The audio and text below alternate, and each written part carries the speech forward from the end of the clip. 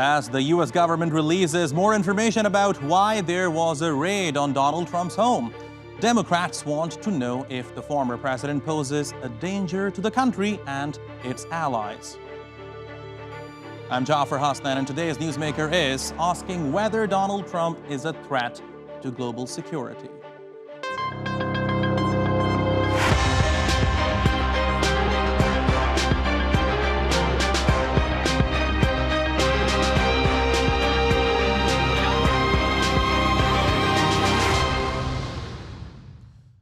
From top-secret information about French President Emmanuel Macron to America's nuclear arsenal, speculation has been running wild about what Donald Trump has been holding up in his basement since leaving the White House.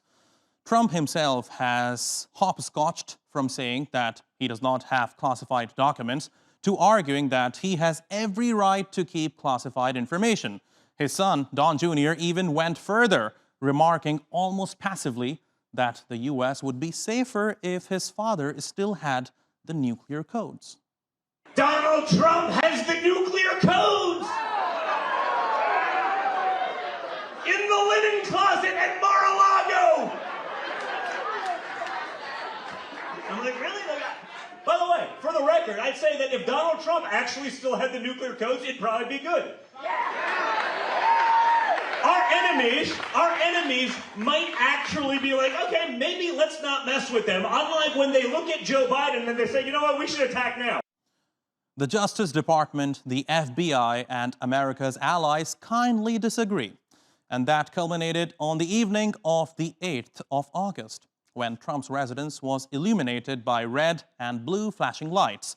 The FBI raid was unprecedented, with some analysts claiming that this story could be the biggest in American history since 9/11. So, how did we get here? Well, here is a short recap. The way former President Donald Trump tells it, FBI agents raided his Mar-a-Lago home almost out of the blue, but that's not the case. The U.S. National Archives had been seeking missing presidential records since last year, and after months of talks, Trump's team handed over 15 boxes of materials in January. Among the contents were files marked top secret and the even more classified top secret sensitive compartmented information. The archives handed over their findings to the U.S. Department of Justice, which convened a grand jury investigation. In June, investigators visited Mar-a-Lago and were given another batch of classified documents, with Trump giving assurances that all classified information had been returned. But on August 8th, the FBI executed a search warrant, and 11 more boxes were seized. Meanwhile, Democrats in the U.S. House of Representatives called for the country's intelligence services to file a report on whether Trump is a threat to national and even global security. This information, as it is coming across, and we'll know more later, is highly classified, well above top secret. It is, again, higher than top secret. It's top secret SCI. It is, it's about our national security, as we are told, and we'll see. Trump immediately called the raid a witch hunt and said its true aim is to block him from running for president once again in 2 years. It's a prosecutorial misconduct, the weaponization of the justice system, and an attack by radical left Democrats who desperately don't want me to run for president in 2024. To combat these claims, the Department of Justice made the unusual move of releasing the warrant issued for the raid on Mar-a-Lago. It cites 3 criminal laws. The most significant is Title 18, Section 793, known as the Espionage Act. While it's unprecedented that a former president would be charged and convicted, Trump could face up to 33 years in prison. But could he also be banned from running again for president in 2024? Federal law states whoever willfully removes records from public office shall be disqualified. However, the U.S. Constitution sets only 3 qualifications to become the head of state. Democratic Party elections lawyer Mark Elias tweets, "I acknowledge that there would undoubtedly be a constitutional challenge to the application of this law to a president. One can speculate how it would turn out, but it is unprecedented and would be fully litigated. As I said, it would be a blockbuster. Trump is already taking action against the investigation. On Tuesday, he filed a lawsuit against the Justice Department to halt the proceedings and appoint an independent mediator. If successful, it would only draw out what is expected to be a long legal battle in America's courtrooms. So, with all of that in mind, let's bring in our guest. Joining me now from Washington, D.C. is Jeffrey Stacey. He was a senior advisor to the U.S. State Department under the Obama administration. Also in Washington is Bruce DelValle, a constitutional law expert. In the United Kingdom is Robert Gutsche, an associate professor at Lancaster University and the author of The Future of the Presidency, Democracy and Journalism After Trump. Thanks all for being with us here on The Newsmakers. Jeff, I would like to begin with you. Now, Donald Trump says that the raid was like the Watergate break-in. In fact, his supporters say that this raid was an effort by the Democrats to politicize the Justice Department. Tell me, was it?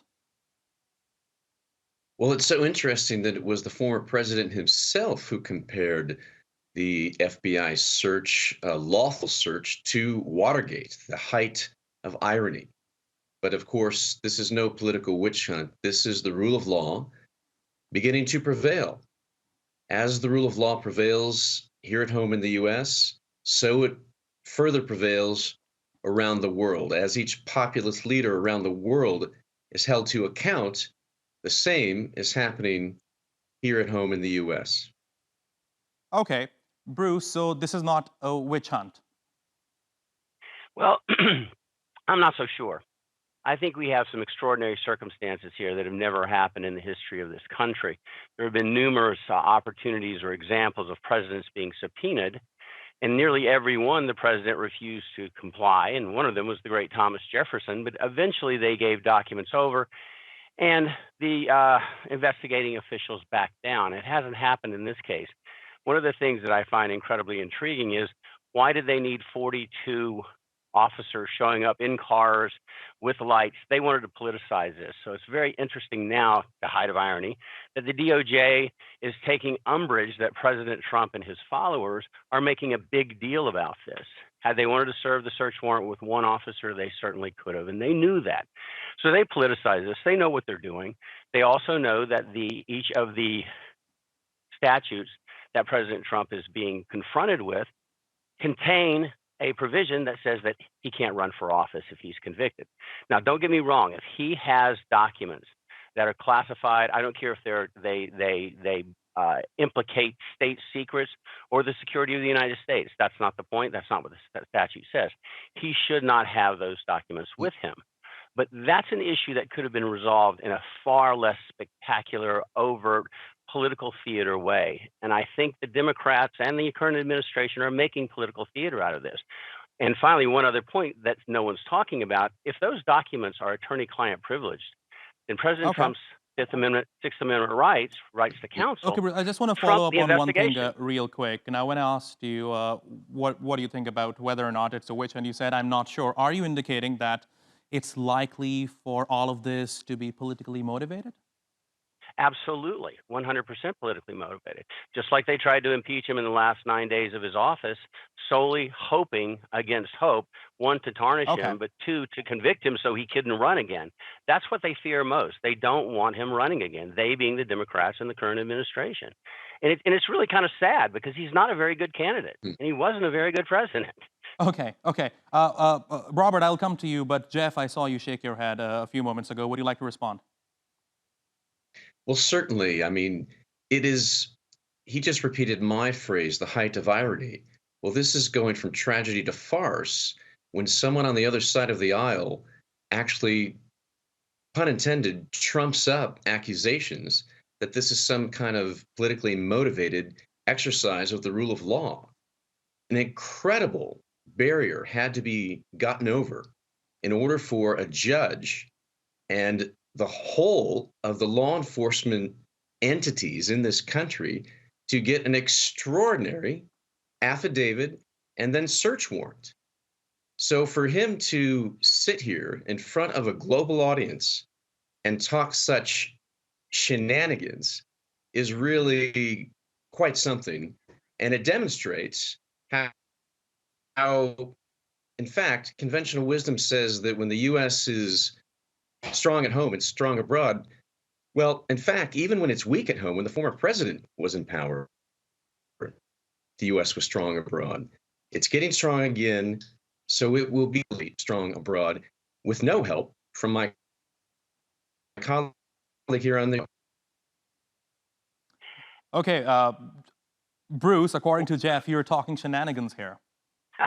I think Jeff is a very fine political actor and a great campaigner, just like everyone else in the Democratic Party. I think the desperation is in his voice.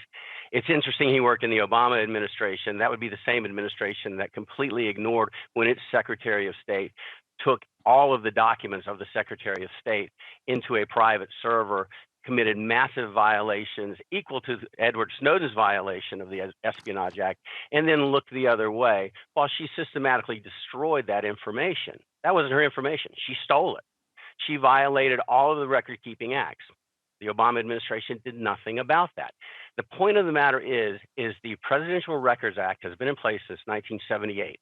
Every single president has abandoned it, violated it, and tried to get around it. Obama went so far as to instruct his people, don't write anything down. We don't have to keep records if you don't write anything down. Well, Bill Clinton did the same thing, and George W. Bush did the same thing. So everyone's tried to work around this same law, and for him to stand there and insult me is absolutely amazing. The desperation is palatable. He is absolutely a puppet, and everyone in the Democratic Party are puppets. They are terrified of President Trump, because they've got nothing in terms of policy. But this is not let me get Robert's thoughts on this. So, Robert, like Bruce, Jeff, I will come to you, but I have to go to Robert right now. Now, Bruce says that almost every president in the U.S. has basically done what the Democrats and analysts are claiming President Trump has done with White House's documents. Is that true? Well, first, I just want to say, we're entering, if we're not already well into this midterm election, which means we're into the next presidential election. And I just really can't wait for some of these documents to be released, and that they are receipts from Krispy Kreme or a Dunkin' Donuts run. That would just be great, because this politicization on both sides of this event, and certainly this was about optics, I just hope this was a Saturday morning coffee run, and that's what these documents are. But yes, I mean, there are documents that make their way home. There are documents that we want to keep. There are documents that presidents have. I mean, I think what's really interesting is I wonder about emails. You know, we had a lot of discussion about Hillary Clinton and her use of emails. I don't hear a lot of discussion about the electronics of this. Certainly, there are lots of ways as a public employee, we do stay off of paper. We do make lots of phone calls. We do use our personal emails as a way to get around this. And we know that governmental officials from local levels in the United States all the way up to the White House circumvent ways of tracking information. But look, this is an issue that's been going on for a long time. The National Archives has asked nicely for some of these things to be returned. This is not just something that's happened in the last few weeks. We're going to hear, hopefully later today, if more information is coming out about the affidavits surrounding how and why these search warrants were Robert, I just out. want to make sure I get this right. So you are saying that presidents in the past, presidents before President Donald Trump, have taken stuff home from the White House in violation of the law. Is that correct? Well, certainly I'm not sitting in the limos, but I think we do have the history, and we do know people, and we have worked on Capitol Hill. We know that there are documents that move their way around. Look, not all classified documents are about secret codes and who's running some sort of populist nation someplace else. Classified documents can be anything. They can be informations on policy briefs. They can be white papers. They can be, who's going to be bombed next. I mean, this sort of idea is this International Amateur Hour? Okay.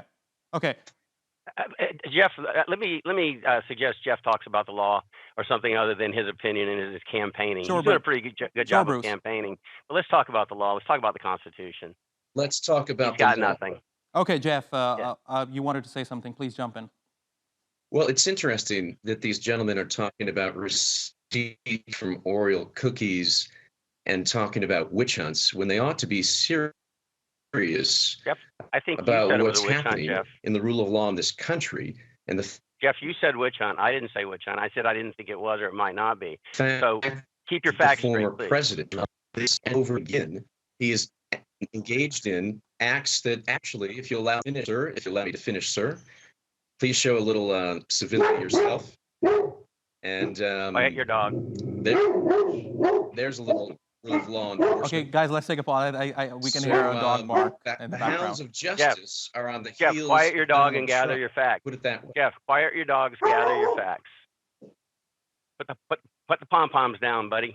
The hounds Okay. of Cheerleaders justice are Okay, at the heels. Bruce, let of Donald let Trump. let That's Jeff what's finish, happening. please. Okay. I think his dog wants him to shut up So, too. Robert, let's actually get serious in front of our global audience, shall we?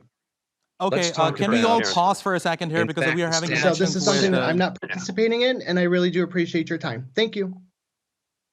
All right, now we are going to continue with the debate. We have lost Robert, unfortunately, and Jeff and Bruce, I would like to say that let's keep this conversation civil. Let's try I would like that. not to insult one another. Jeff, let me come to you again.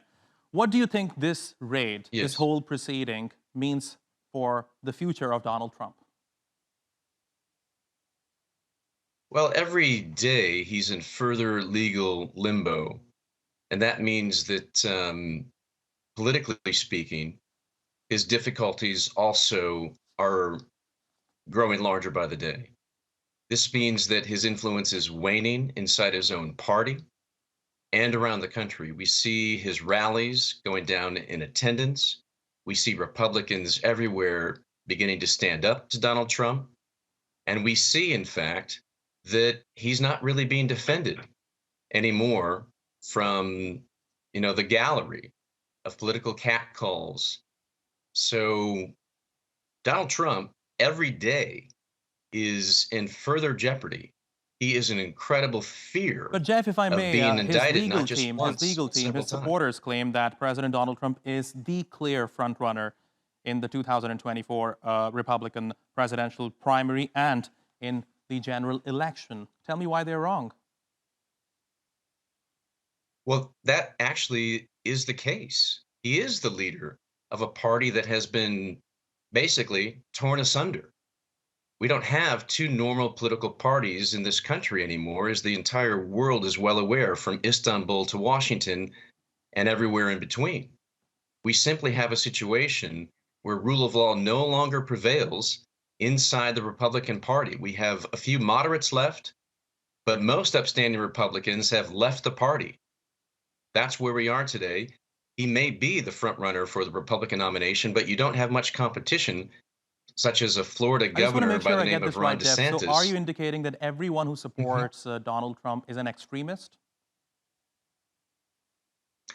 That would be an unfair stipulation. By no means. In fact, we have a whole lot of normal people who went through a difficult period of economic dislocation, a COVID-19 international pandemic. All right, Bruce, now, is Donald Trump's support waning? As Jeff says, it is. I don't think it would be possible to paint with as broad a brush as Jeff just painted with, but I understand from the position that he operates from as an obvious Democratic Party person and perhaps even an insider. I do think he is losing some ground. I think that's not a bad thing. I don't think Jeff and I disagree on that. I think to get back to the basics of trying to understand what's happening with the Mar-a-Lago raid, we see some fairly interesting, certainly novel legal issues and constitutional issues. There is a constitutional dimension here, as I said, whether or not he's being denied the right to counsel if they seize documents that interfere with the Fifth Amendment, whether it was a valid search under the Fourth Amendment. I think all of these issues are present in pretty much every criminal case, but they wait until there's an indictment for these issues to come to the Bruce, fore. now you for a mentioned the judge to search. decide Now, them. this is something that I have been wondering since the raid happened. In order for a search warrant like this to be executed, the bar needs to be, really high because you're going into the former president's house, right? It's not like any other, alleged criminal or drug trafficker. It is the former president of the United States. So I understand the bar needs to be very high. So, I mean, probably they did collect some significant evidence to support executing that search warrant. What does the Constitution say about this? Well, I would suggest that the bar is no higher for him than any other citizen because he is now Citizen Trump. And I used to be the former chief law clerk in the Southern District of Florida. So I know down there how things work with search warrants. The bar is high. You hope the bar is high. That's one of the reasons the affidavit needs to be released and scrutinized. FBI officials lie sometimes. They lied a lot during the Russia investigation. They've lied during very many political investigations, not just with the Trump administration. There were some falsehoods in some of the Clinton. So you hope that there is a high bar. But to look at these issues in the context of the Constitution and the rule of law, as that has been said, both as a weapon and a shield, I think that there are some issues here that cause pause. There was no need to do it this way. But they did it this way because of who he is. Who he is creates this problem, and he creates most of the problems for himself. Absolutely creates the problems for himself. They did it this way because of an international urgency of obtaining documents that were about to potentially be released to foreign agents from Russia and China and other adversaries of this country. This could not be more serious. Okay, Jeff, I will continue. But Bruce, let me add one more question here. Now, as per the FBI, the FBI took 11 sets of classified files in total, including 4 that were labeled top 15 secret. boxes. Now, right. As an American, are you not concerned that if these top secrets are leaked, that is going to be devastating for the U.S. and perhaps much of the world? It could potentially be, but no more devastating than what was on Hunter Biden's laptop, no more devastating than what was on Hillary Clinton's email server when Jeff was there. And by the way, 10 Chinese assets were murdered within months of what Hillary Clinton did. No one wants to talk about that. There were leaks. Those documents were not secure. They were leaked. She did pretty much what Edward Snowden did. She just didn't take it to the globe. So they don't want to talk about that. And I think it's a childish thing. It is an absolute. We've already seen the affidavit. No. It was released yesterday. It was released yesterday. There are allegations, Jeff. This is not a tyranny. It is not a dictatorship. Innocent until proven guilty. Jeff, let Bruce finish, then I'll come to you. Please, Jeff. I think the hysteria with this gentleman is both humorous and alarming. No one on the planet has said that the nation's integrity and security is at issue. We're all going to die because of these documents he took home with him. If they were so important, why didn't someone miss them? Now, should he have them? No. Is there a statute that says he shouldn't have them? Yes. If he violates, come on. Okay, Jeff, let Bruce finish, then I'll give you time to talk. I got to tell you, Jeff knows things that no one else on the planet knows. This is absolute nonsense. No one is seriously saying that. The affidavit has been released. It was heavily redacted, like the game always is. This judge is going to send it back and say, take away the redactions because the public has a right to know. But let's be clear here. This always happens in criminal cases, but it usually happens after a criminal case has started. There is no criminal case here. There's not even anything but hyperbolic, hyperbaric, hysterical allegations from the left, and apparently from the ex-State Department. There is nothing here yet. There are simply allegations, politically motivated allegations. If there ever is a criminal prosecution, then these issues will be addressed in the Constitution. Okay, Bruce, you have made your point. Jeff seems to know things no one else knows. I know you wanted to jump in, please. Jeff. In fact, in order to get over this high bar that our host speaks of, you have to establish probable cause of crimes likely being committed. This is an extraordinarily high bar in the rule of law. It's really not. My colleague here purports to be someone knowledgeable about the rule of law. This standard was surpassed. The search warrant could not have been more legitimate. Bruce led. Could not have been more legal. Jeff, finish. It could not have been more important to, in fact, getting to the bottom of an emergency situation where documents, 300 in total, 70 sets of classified information, sometimes secret, compartmented, sensitive, compartmented information, TSSCI, the highest form of secrecy in the world. We're lying in a basement and in a closet and in a safe next to a club targeted by international espionage agents from Russia, China, and we can go down the list. Okay. This was I don't an know how emergency. Jeff knows it. Honestly, I don't know how Laws Jeff knows it. were likely. No one else knows. All Jeff, right. go lay down. Jeff, We shall see. Bruce, I'll have to give you the last word. Jeff, Bruce, and also Robert, who was with us earlier in the program. Thanks very much. And thank you for watching. You can follow us on Twitter and be sure to subscribe to our YouTube channel. I'm Jafar Hasnan. See you next time.